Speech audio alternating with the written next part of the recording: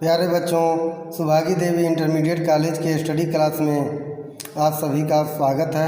आज कक्षा 10 के बच्चे हिंदी गद्य के अंतर्गत पढ़ रहे हैं क्या लिखूं निबंध के लेखक हैं पद्मलाल पून्नालाल बख्शी। पद्मलाल पून्नालाल बख्शी आगे कहते हैं, विज्ञों का कथन है कि निबंध लिखने के पहले उसकी रूपरेखा बना लेनी चाहिए। पद्मलाल पून्नालाल बख्शी कह रहे हैं विज्ञों का कथन है, अर्थात विद्वानों का कथन है कि निबंध लिखने के पहले उसकी रूपरेखा बना लेनी चाहिए। जय रूपरेखा का अर्थात क्या क्या उसमें टॉपिक होंगे, भूमिका कैसी होनी चाहिए, क्या क्या उसमें टॉपिक होंगे और अंतिम उसके टॉपिक में उसके गुण और दोष क्या उसकी विशेषताएं हैं, फिर उसके उपसंहार लिखा जाता है। ये कह रहे हैं जो निबंध लिखने के पहले उसकी रूपरेखा को बना लेनी चाहिए। अतएव सबसे पहले मुझे दूर के ढोल सुहावने की रूपरेखा बनानी है। इस प्रकार लेखक ये कह रहा है मुझे सबसे पहले क्या करना है, दूर के ढोल सुहावने होते हैं, इसकी रूपरेखा बना लेनी चाहिए। इसमें क्या क्या टॉपिक रखना है, क्या क्या शब्दकोश को रखना है, कौन कौन भाषा शैली को अपनाएंगे। मैं सोच ही नहीं सकता कि इस विषय में कैसी रूपरेखा है। निबंध लिख लेने के बाद मैं उसका सारांश कुछ ही वाक्यों में भले ही लिख दूं, पर निबंध लिखने के पहले उसका सार 10-5 शब्दों में कैसे लिखा जाए। लेकिन लेखक क्या कह रहा है, लेखक ये कह रहा है कि पर मैं नहीं सोच पा रहा हूँ कि इसकी रूपरेखा कैसे बनाऊँ, और निबंध लिखने के बाद मैं इसका सारांश कुछ वाक्यों में भले ही दे दूंगा, पर निबंध लिखने के पहले इसका सार क्या है, ये जो 10 या 5 शब्द में लिखे जाते हैं उसको मैं कैसे लिखूं। क्या सचमुच हिंदी के सब विज्ञ लेखक पहले से अपने अपने निबंध के लिए रूपरेखा तैयार कर लेते हैं? फिर क्वेश्चन मार्क कर रहे हैं, क्या यही सत्य है कि जो भी विद्वान निबंध लिखता है उस निबंध के लिखने के पहले उस निबंध के विषय में अपने रूपरेखा को क्या तैयार कर लेता है? एजी गार्डिनर को तो अपने लेखों को शीर्षक बनाने में ही सबसे अधिक कठिनाई होती है। एजी गार्डिनर को तो अपने लेखों का शीर्षक बनाने में ही सबसे बड़ी कठिनाई होती है, तो मैं क्या चीज़ हूँ। उन्होंने लिखा कि मैं लेख लिखता हूँ और शीर्षक देने का भार मैं अपने मित्रों पर छोड़ देता हूँ। जो एजी गार्डिनर हैं वो लिखते हैं कि मैं पहले लेख लिख लेता हूँ और उसका शीर्षक क्या होगा मैं अपने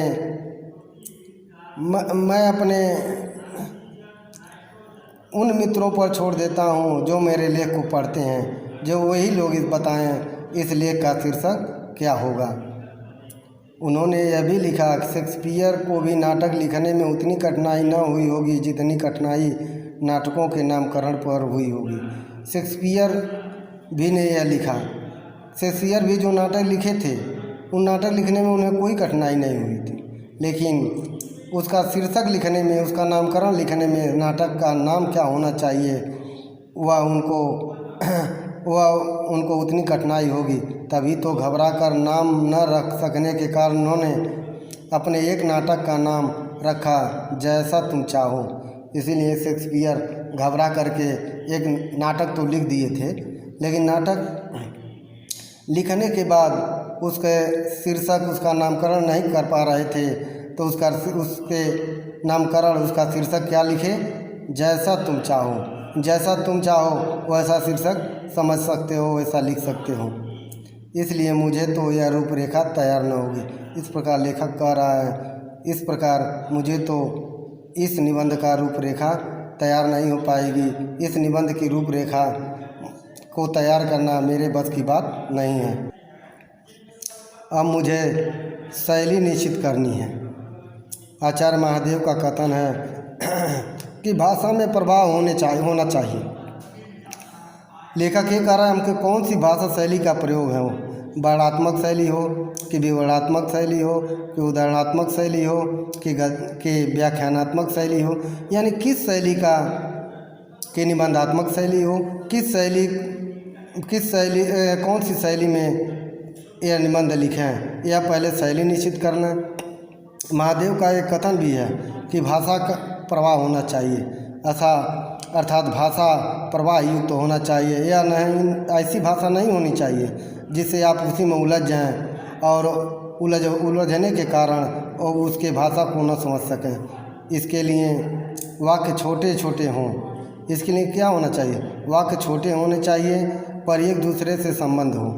वाक्य तो छोटे होने चाहिए लेकिन पहला वाक्य दूसरे वाक्य से संबंध रखता हो। यह तो बिल्कुल ठीक है, यह सही है। मैं छोटे छोटे वाक्य अच्छी तरह लिख सकता हूँ। लेखक ये कह रहा है ये बात सही है, इसलिए मैं पहले छोटे छोटे वाक्य लिख सकता हूँ।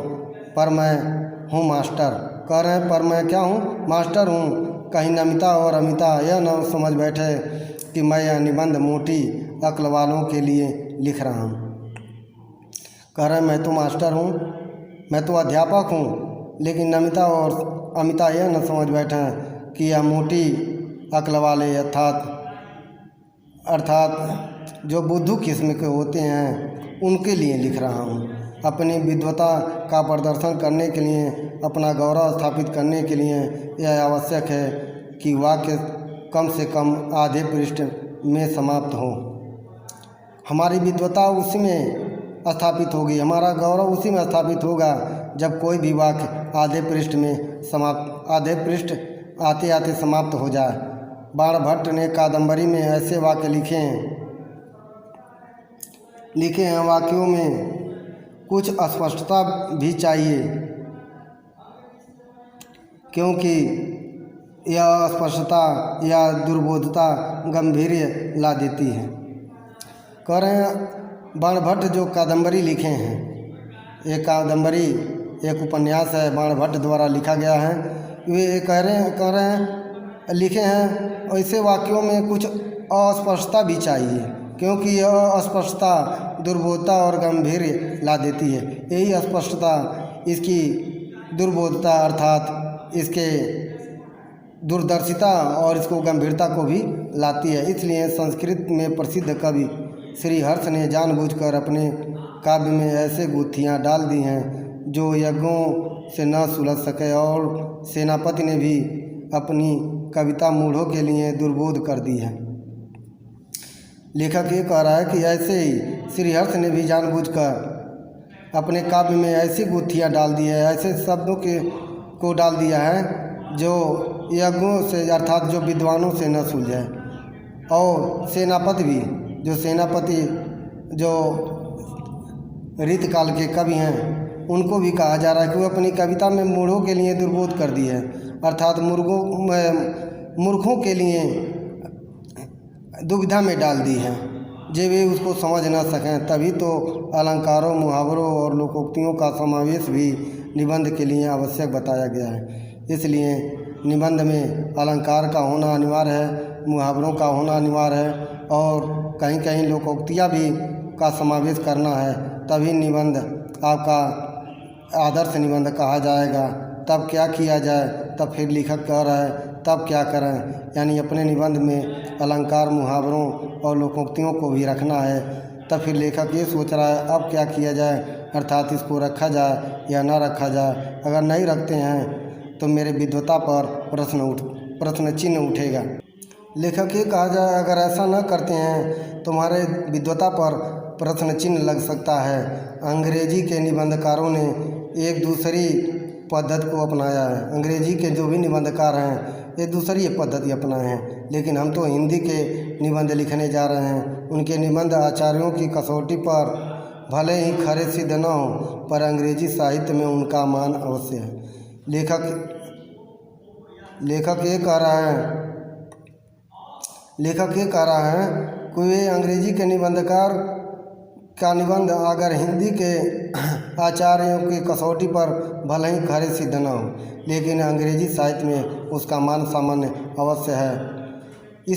उस पद्धति के जन्मदाता मॉन्टेन समझे जाते हैं, यानी जो पद्धति अंग्रेजी निबंधकारों ने दिए हैं उस पद्धति के जन्मदाता मॉन्टेन जाने जाते हैं। उन्होंने स्वयं जो कुछ लिखा है, सुना है, अनुभव किया है, उसी को अपने निबंध में लिपिबद्ध कर दिया है।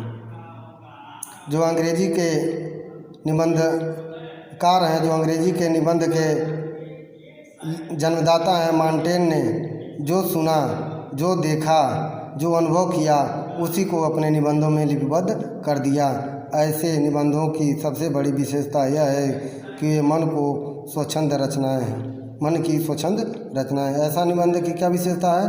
मन की स्वच्छंद रचनाएं। मन के जो भी भाव उत्पन्न हो रहे हैं उनको उस निबंध में लिख देना ही मन की स्वच्छंद रचनाएं होती हैं। इनमें न कविता की उदित कल्पना रहती है, न आख्यायिका, लेखक की सूक्ष्म दृष्टि और न विज्ञों की गंभीर तर्कपूर्ण विवेचना।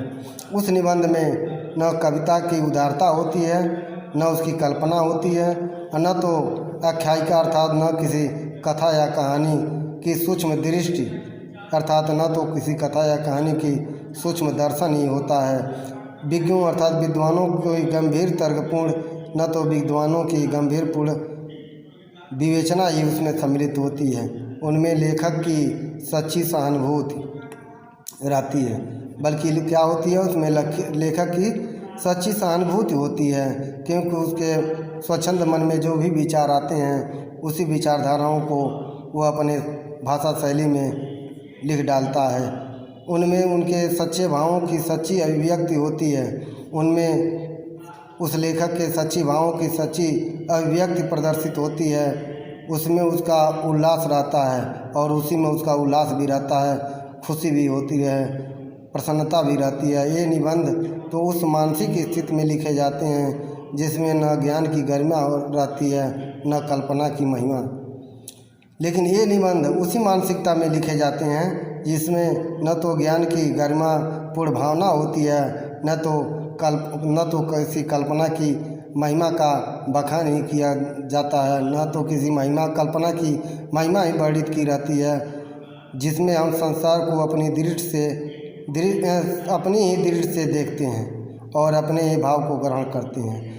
उस निबंध में क्या होता है? उस संसार को अपनी दृष्टि से देखते हैं और अपने ही भाव को ग्रहण करते हैं, या अपने ही भाव को उस निबंध में लिखते भी हैं। इस पद्धति का अनुसरण कर मैं भी क्यों न निबंध लिखूं, पर मुझे तो 2 निबंध लिखने हैं। उसी पद्धति का अनुसरण कर, उसी पद्धति को अपना कर मैं भी क्यों न निबंध लिखूं, अर्थात मैं भी निबंध उसी अनुसरण पर लिखूंगा, लेकिन मुझे तो 2 निबंध लिखने हैं।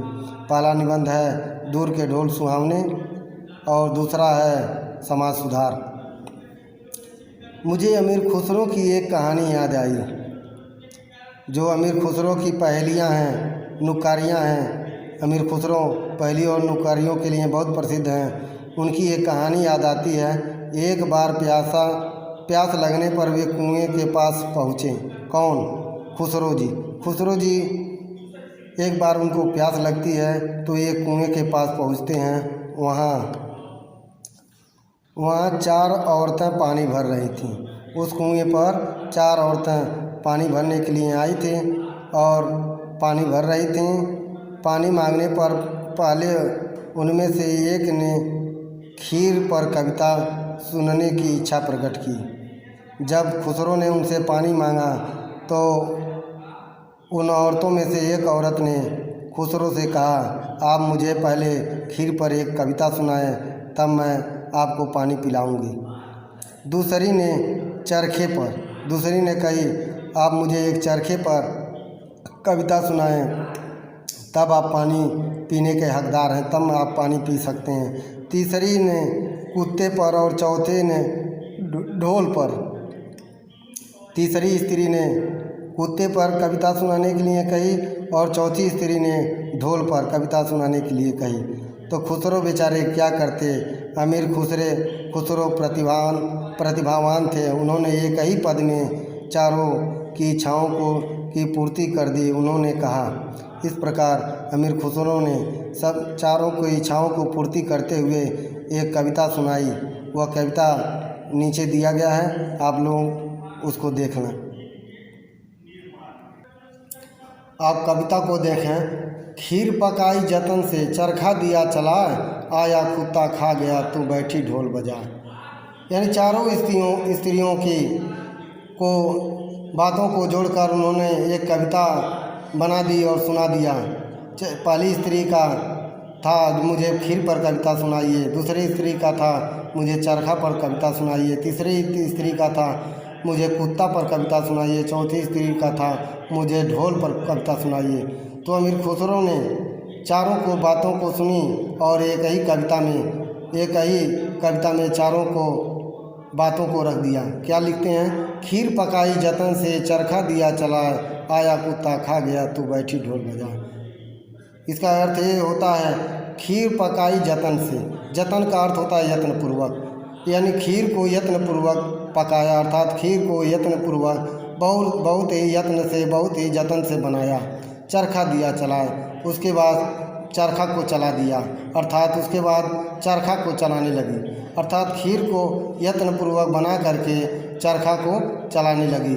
आया कुत्ता खा गया, अर्थात तब तक ये चरखा चलाने में मग्न थी, तब तक कोई बाहर से कुत्ता आया और उस खीर को खा गया। तू बैठी ढोल बजाए। इस प्रकार अब तुम क्या करोगी? तुम्हारा पूरा खीर तो कुत्ता खा गया, इसलिए अब तुम बैठ करके केवल ढोल को बजा। तो प्यारे बच्चों, इसी के साथ मैं अपनी बाणी को विराम देना चाहता हूँ। अब अगले गद्य की व्याख्या अगले वीडियो में बताएंगे। तब तक के लिए धन्यवाद।